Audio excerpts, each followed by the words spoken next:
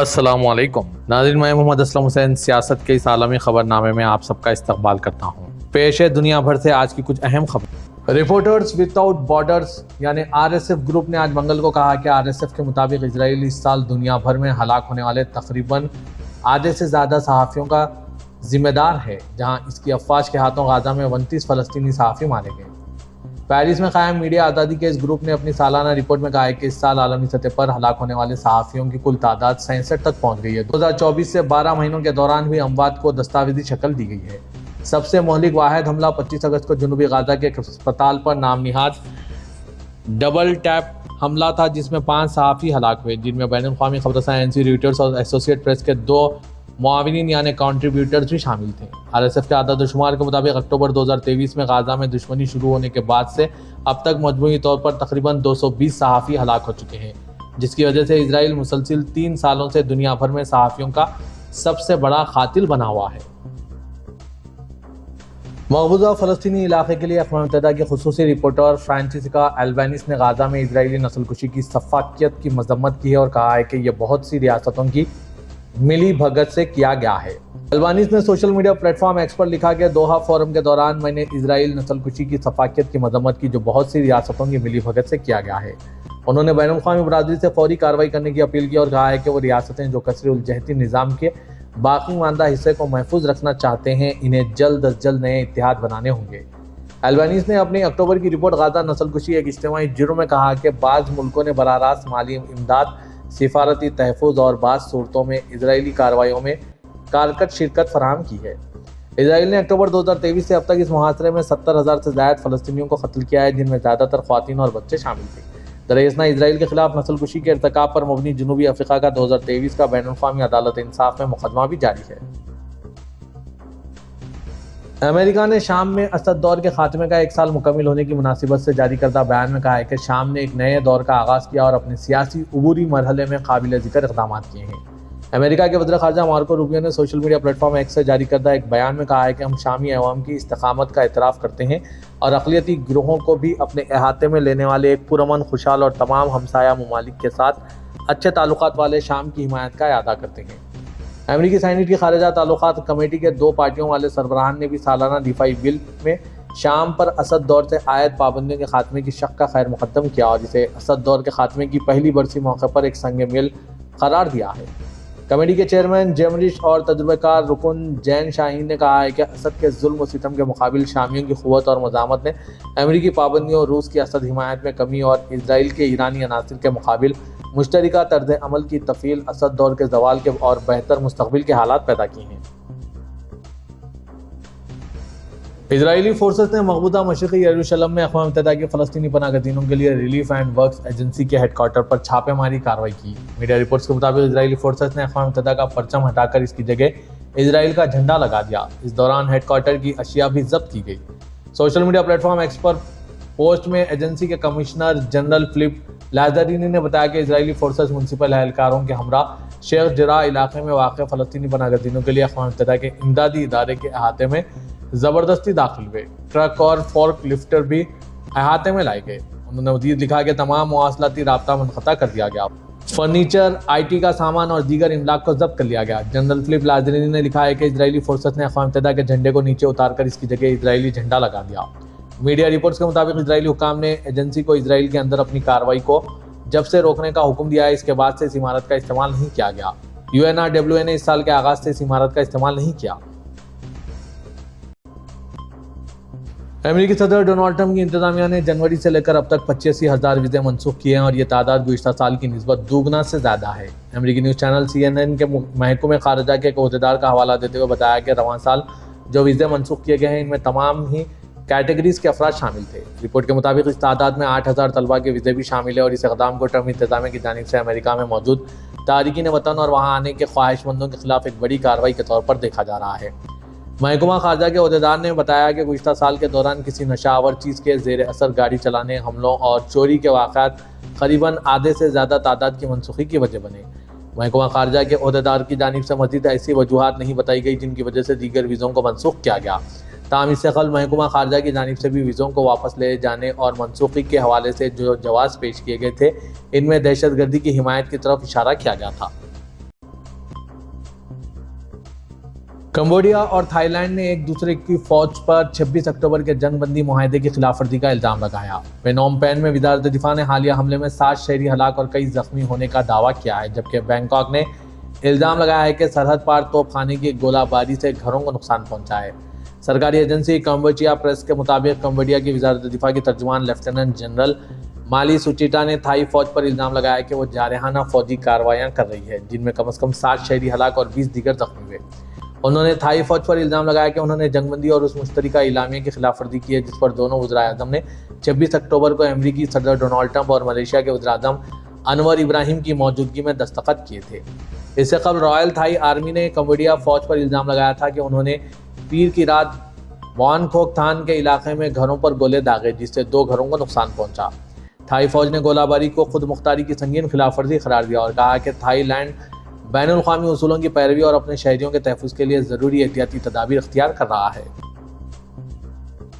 اسرائیلی فوج نے آج بروز منگل جنوبی لبنان میں حملوں کا اعلان کیا اور کہا ہے کہ ان حملوں کا ہدف حزب اللہ کا ایک تربیتی کیمپ اور گروپ کے زیر انتظام بعض دیگر مقامات تھے۔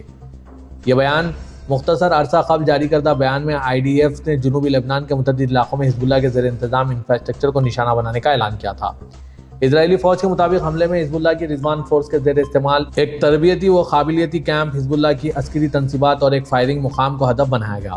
واضح کہ اسرائیل اور اس لبنانی شیعہ گروپ حزب اللہ کے درمیان 1 سال سے زیادہ عرصے سے جاری کشیدگی کے خاتمے کے لیے نومبر 2024 میں طے پائی جنگ بندی کے باوجود اسرائیل نے لبنان پر حملے جاری رکھے ہوئے ہیں اور جنوبی لبنان کے 5 علاقوں پر فوجی قبضہ بھی برقرار رکھا ہوا ہے۔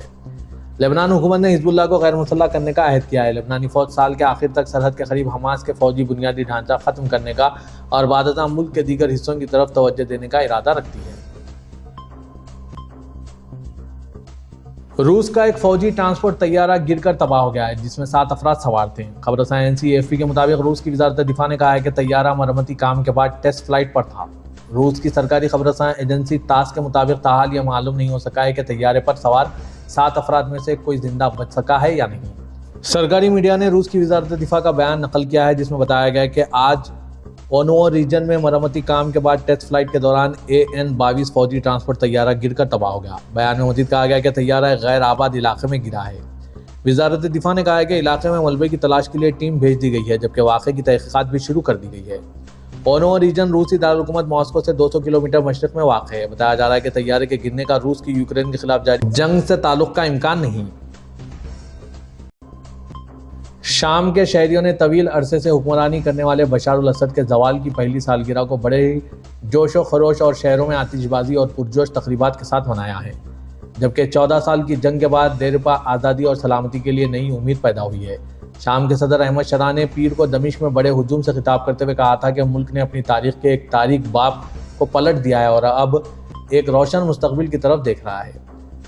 الشرح نے اسد حکومت کے متاثرین کے خاندانوں کو انصاف فراہم کرنے اور ایک جامع شام کی تعمیر کا وعدہ کیا ہے۔ فرقانہ تشدد، بار بار اسرائیلی حملوں اور گہرے اقتصادی چیلنجوں کے باوجود شامی شہری اب بھی بڑے پیمانے پر پراعتماد ہے کہ اسد خاندان کی کئی دہائیوں کی ظالمانہ حکمرانی کے خاتمے نے استحکام کے ایک نئے دور کو جنم دیا ہے۔ سعودی عرب اور قطر نے ایک معاہدے پر دستخط کیے ہیں جس کے تحت خلیج کے دونوں ریاستوں کے درمیان اپنی نوعیت کا پہلا ہائی سپیڈ ریل لنک قائم کیا جائے گا۔ سعودی ولی عہد شہزادہ محمد بن سلمان اور امیر قطر شیخ تمیم بن حمد الثانی نے ریاض میں ملاقات کی ہے جو سعودی قطری رابطہ کونسل کے فریم ورک کے تحت منعقد ہوئی۔ ریاض کے قصر یمامہ میں سعودی ولی عہد اور امیر قطر نے سعودی قطری رابطہ کونسل کے 8ویں اجلاس کی مشترکہ صدارت کی۔ بعد ازاں ولی عہد شہزادہ محمد بن سلمان اور شیخ تمیم بن حمد الثانی کی موجودگی میں سعودی وزیر ٹرانسپورٹ اور لاجسٹک سروسز انجینئر صالح جاسر جبکہ قطری وزیر مواصلات شیخ محمد بن عبداللہ آل ثانی نے معاہدے پر دستخط کیے۔ ہائی سپیڈ ریلوے لنک ریاض کے کنگ سلمان انٹرنیشنل ایئرپورٹ کو دوحہ کے حمد انٹرنیشنل ایئرپورٹ سے جوڑے گا جس سے دونوں دارالحکومتوں کے درمیان سفر کا دورانیہ صرف 2 گھنٹے رہ جائے گا۔ گورنر اسیر ریجن شہزادہ ترکی بن طلال بن عبدالعزیز کی سرپرستی میں امریکہ میں متعین سعودی سفیر شہزادی ریما بنت بندر بن سلطان بن عبدالعزیز نے عوام کے ساتھ مل کر KSA انیشیٹو کا افتتاح کرنے میں شرکت کی۔ سعودی پریس ایجنسی کے مطابق اس مہم کا مقصد تمام اقسام کے سرطان سے بچاؤ کے حوالے سے آگاہی بڑھانا ہے۔ یہ مہم صحت سب کے لیے کے نعرے کے تحت آبھا شہر کے 8 اسٹریٹ واک وے میں منعقد ہوئی۔ اس موقع پر شہزادی ریما بنت بندر نے کنگ خالد یونیورسٹی کے سربراہ ڈاکٹر فالح بن رجاء اللہ سلمی گورنریٹ کے سیکریٹری محمد بن سلطان بن جریس اور متعدد سرکاری و نجی اداروں کے رہنماؤں کی موجودگی میں طلبہ کی آگہی مارچ کا مشاہدہ کیا۔ انہوں نے مختلف اداروں کی جانب سے فراہم کردہ آگہی پروگراموں کا جائزہ لیا، جن کا مقصد معاشرے میں ابتدائی تشخیص، باقاعدہ میڈیکل چیک اپ، صحت مند طرز زندگی اپنانے اور صحت و احتیاطی آگاہی کو فروغ دینا ہے۔ سعودی عرب کے تاریخی مقام العلا کو رواں سال کے ورلڈ ٹریول ایوارڈز میں 2025 کے دنیا کے بہترین ثقافتی سیاحتی منصوبے کا اعزاز دیا گیا ہے۔ ثقافت، ورثہ اور دریافت کے ایک عالمی مرکز کے طور پر اس کی حیثیت مزید مضبوط ہو گئی۔ سعودی پریس ایجنسی SPA کے مطابق العلا نے رواں سال کے سالانہ ایوارڈز میں سب سے بڑا اور اہم اعزاز جیت لیا۔ یہ ایوارڈ سیاحت کی صنعت میں سب سے معتبر سمجھا جاتا ہے۔ العلا کو یہ اعزاز اس لیے ملا کیونکہ اسے بین الاقوامی ماہرین، اعلیٰ حکام، اسپیشل ٹریول بائرز، بڑے ٹور آپریٹرز اور معتبر ٹریول ایجنٹس کی طرف سے سب سے زیادہ ووٹ ملے۔ سعودی ہیئر اسپیشلسٹ اور make up artist Sarah Tamimi نے روس میں منعقدہ ورلڈ بیوٹی کپ 2025 میں شاندار کامیابی حاصل کی۔ سبق ویب سائٹ کے مطابق مقابلے میں دنیا بھر کے نامور بیوٹی پروفیشنلز کی وسیع شرکت تھی۔ سارہ تمیمی نے عالمی سطح پر 5واں جبکہ ایشیا اور خلیج کی سطح پر بالخصوص ہیئر کلرنگ کے شعبے میں پہلا مقام حاصل کیا ہے۔ سارہ تمیمی نے اس کامیابی کو سعودی خاتون کی عالمی محافل میں بھرپور شرکت کی صلاحیت کا ثبوت قرار دیا ہے۔